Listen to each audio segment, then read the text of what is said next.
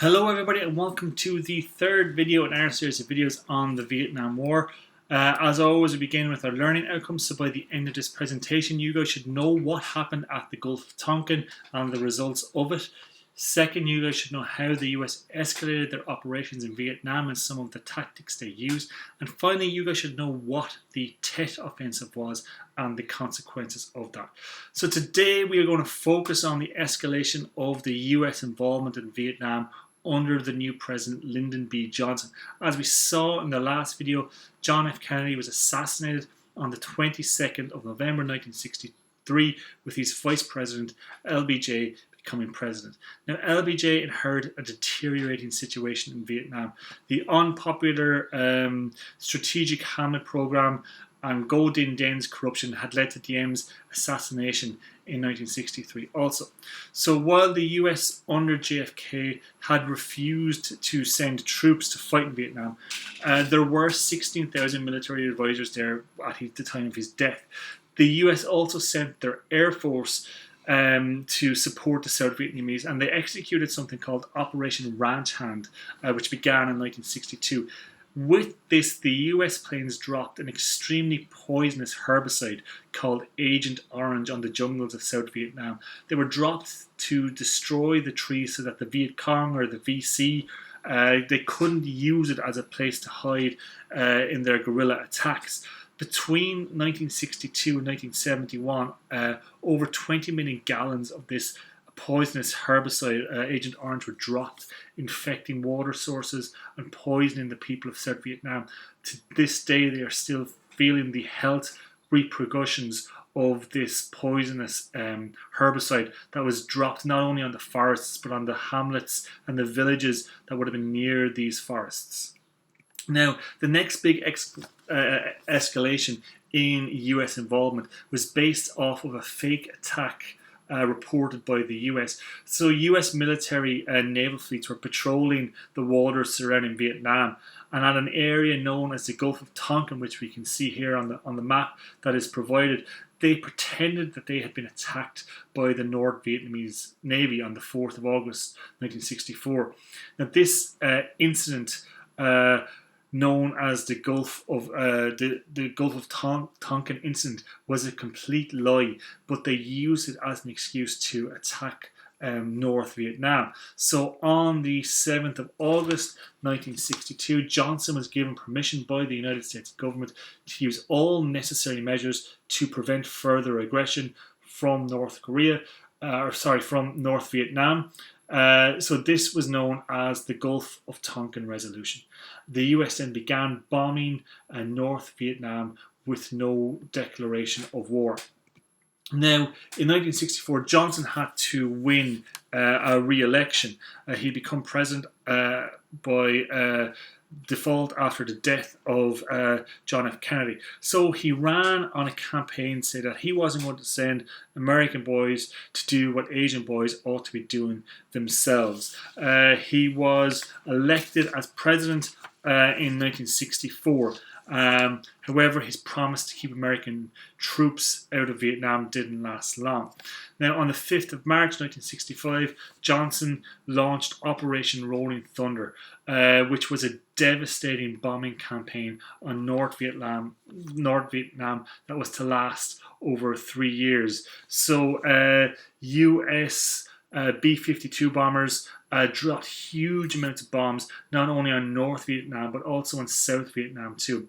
As well as conventional bombs, they also dropped napalm, which was this jelly-like incendiary that sticks to practically anything it touches. It can burn for up to 10 minutes and causing many painful deaths, not only for enemy combatants, but it was also dropped on civilians who were in what the US had designated as free fire zones, where anybody who was in this zone was considered an enemy combatant. Now, to this day, bombs and mines are responsible for the deaths of hundreds of people a year in Vietnam. Tens of thousands of people have been killed by these since the war ended, and the US to this day still refuses to help to identify and defuse these unexploded bombs that litter the Vietnamese countryside. Now, since the assassination of Diem in South Vietnam, there had been no real stable regime with dozens of military coups happening. Now, in June of 1965, that changed when General Van Thien and Air Marshal Key took power, and they were supported by the United States government. Key's personal hero was Adolf Hitler, which tells you really all you need to know about his democratic credentials, really.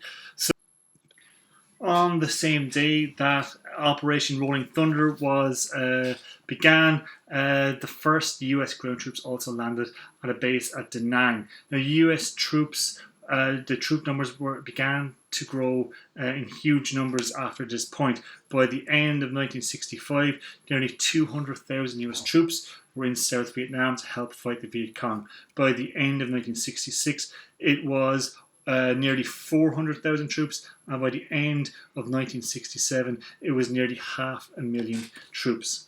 Now, US ground forces were led by General William Westmoreland, who used a policy of attrition in fighting the Viet Cong in South Vietnam. By attrition, I mean wearing down the enemy bit by bit. The goal was to kill as many enemies as possible instead of the traditional warfare of trying to gain territory. The main type of operations that the US troops engaged in were called search and destroy missions. These would consist of dropping a company of soldiers, which would usually be about 100 to 150 soldiers. Sometimes it might be smaller detachments of platoons, but they would be dropped into a hostile area or zone. They would then search out the enemy, the Viet Cong, and destroy them and withdraw afterwards, usually again by helicopter. We will be looking at a particularly devastating search and destroy mission in our next video at the My Lai, known as the My Lai Massacre. Now, this war of attrition, it really characterized the war throughout this period. However, the Viet Cong, they continued to operate and were supplied thanks to the Ho Chi Minh Trail and local support. By 1967, as the war continued to drag on, people back in the United States began to turn against the war. We will look at the anti-war movement a little bit more in the next video, but with large amounts of young men being conscripted or drafted into the army to fight in this war every month, popular protests began to break out in cities like New York and Washington, D.C. against the war. The government and large portions of the US media, they tried to convince people that the war was nearly won and to keep going with it. However, on the 30th of January 1968, the Viet Cong destroyed any illusions that the war was nearly over when they launched the Tet Offensive. The Viet Cong, along with the North Vietnamese army, launched surprise attacks on more than 100 cities and outposts in South Vietnam in the hope of sparking a rebellion.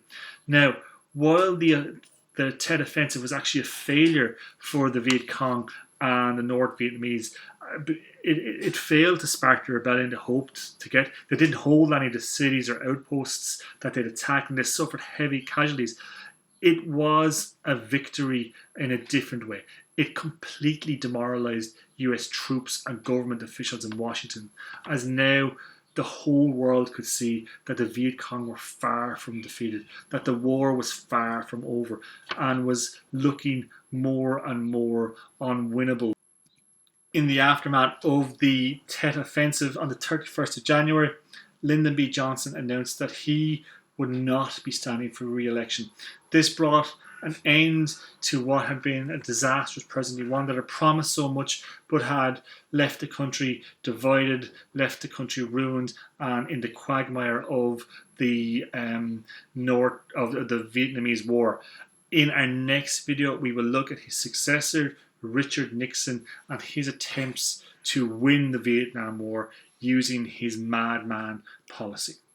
So that brings us to the end of our presentation. So by now you guys should know what happened at the Gulf of Tonkin and the results of it. You guys should know how the US escalated their operations in Vietnam and some of the tactics they used in the war in Vietnam. And finally, you guys should know what the Tet Offensive was and the consequences of it.